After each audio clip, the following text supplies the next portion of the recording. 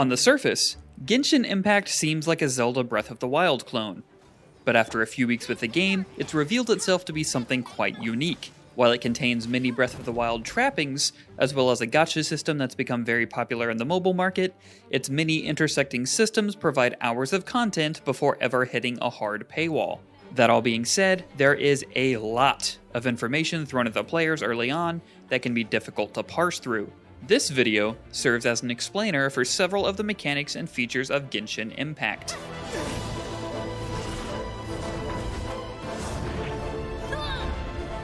Upon starting the game, you will pick between one of the two travelers and give them a name, but this is not the only character you'll be able to play as in Genshin Impact. One of the main features of this game is the ability to form a party of 4 and swap between the characters rapidly to perform elemental combo attacks, or utilize their particular strengths in a fight. Each character will have a basic attack, a stronger charge-up attack, an elemental skill,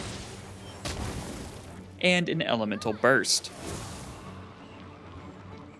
They can also wield a sword, a two-handed claymore, bow, or magic catalyst. With over 20 characters already in the game, you'll find many different combinations of weapons and elements, allowing you to mix and match a team to cater to your style. If you can obtain the right characters, that is. Simply by playing the story, you'll unlock 3 additional characters to fill out your party of 4, but as each character comes with an innate weapon and elemental type, you won't be able to utilize each type without claiming additional characters. You'll unlock this ability once you reach Adventurer rank 5 during the game's tutorial, as well as the ability to purchase microtransactions. A quick breakdown of the wish system that's used to roll for new characters is covered in another video you can check on our wiki called Explaining Wishes. I heard the guy who made it is pretty smart, you should check it out. The influence from Breath of the Wild is felt most in Genshin Impact during traversal. You can dash for short amounts of time using your stamina meter, use a glider after receiving it in the prologue, and climb up virtually any surface while using extra stamina to jump. Best of all, and thank goodness for this, rain won't impede your climbing progress. Combat seems simplistic at the start, but eventually you'll want to be prepared for tougher encounters, which is where character swapping and elemental combos become more important. Many enemies you'll face may be weak or resistant to certain types of elements, and you'll want to make the most of this by switching to different characters and using their elemental attacks to stun, debuff, or slow enemies.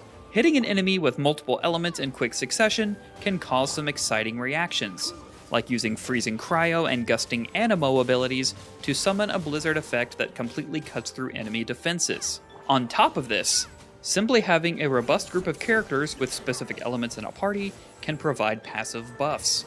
Having 4 characters with unique elements will decrease the elemental damage your party takes overall, while having 2 pyro teammates will lower the duration of any cryo moves used against you. In your travels through Genshin Impact, you'll soon notice that you may be leveling up in different areas. This is because you'll be earning 2 types of experience: character experience and adventurer's experience. Each time you fight and defeat enemies, your entire party will gain character experience. This will go towards individual characters gaining levels to increase their health, attack power, and defense.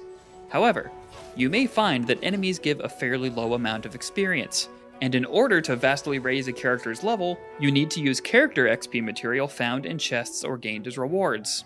Each of these will grant a character much more experience than fighting a single monster, but you can run out of them quickly. On the other side, you'll gain adventurer experience as you explore more of the land, take on quests, uncover shrines and teleport waypoints, and more.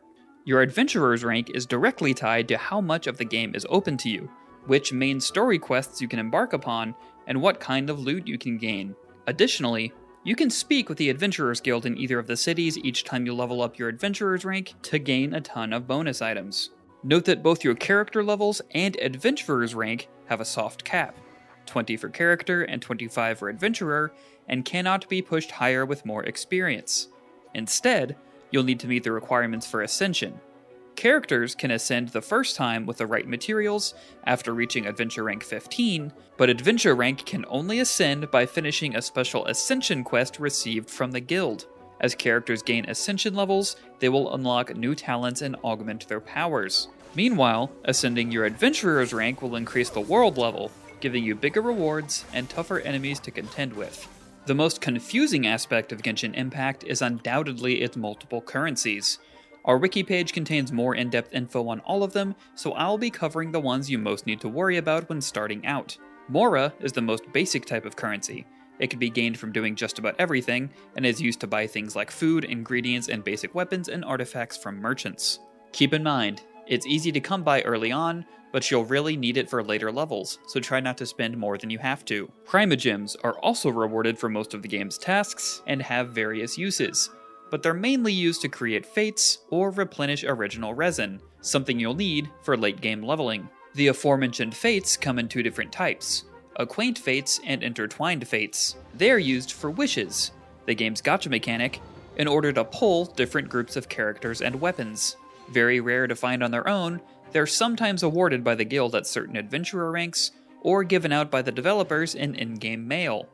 Most often, they're crafted from primogems, which can be done automatically when trying to roll for a wish banner when you lack the required amount.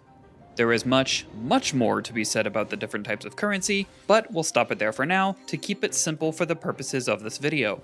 And that's just a quick overview of the many crisscrossing systems in Genshin Impact. Now there's tons more to discover with this game, so head on over to our wiki. And for everything else Genshin Impact, keep it locked to IGN.